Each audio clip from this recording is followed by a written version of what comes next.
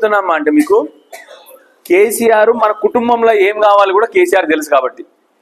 ఇప్పుడు కొత్త వాళ్ళు వచ్చిండ్రు కరెక్ట్ 15 రోజులది సంవత్సరం డిసెంబర్ నెలలో వచ్చారు పోయిన డిసెంబర్ నెలలో వచ్చిండ్రు డిసెంబర్ 3వ తారీఖు వాళ్ళు గెలిచింది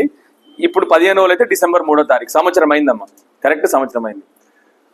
ఉన్న కరెంటు సరిగ్గా ఇస్తలేరు ముందటి లెక్క కేసీఆర్ లెక్క మళ్ళీ ట్రాన్స్ఫార్మర్లు కాలుతున్నాయి మళ్ళీ మోటార్లు కాలుతున్నాయి ఇప్పుడే మరి రాయి చెప్పినట్టు మొన్నటి వరకు 75% డెలివరీలు అంటే మహిళల డెలివరీలు అన్ని మన కొరుట్ల కానీ మెట్పల్లిలో కానీ ప్రభుత్వ ఆసుపత్రిలో జరిగినాయి ఇక్కడ మన కాన్స్టిట్యున్సీలో ఇవాళ మళ్ళీ అందరూ ప్రైవేట్ దవాఖానా పోతుంది కనీసం మందులు లేవు నన్ను అరెస్ట్ చేసిరు పోలీసు వాళ్ళు నేను మన ఒకసారి మందులు లేవని చెప్పిపోతే గాంధీ హైదరాబాద్లో నన్ను పోలీసు వాళ్ళు అరెస్ట్ కూడా చేసిరు నన్ను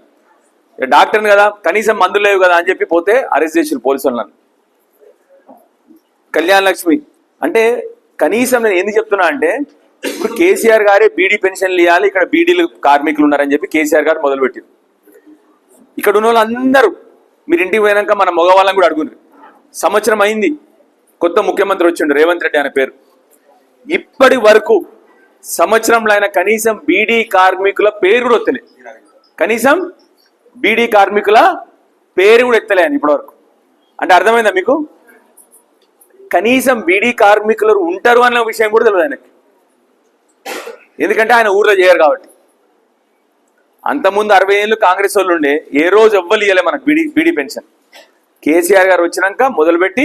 మొదట్లో 1000 రూపాయలు అంటే 1000 రూపాయలు మళ్ళీ ఖర్చులు పెరుగుతున్నాయంటే 2018లో 2000 చేసింది సారు కరోనా కష్టకాలంలో కూడా కరోనా 2 సంవత్సరాలు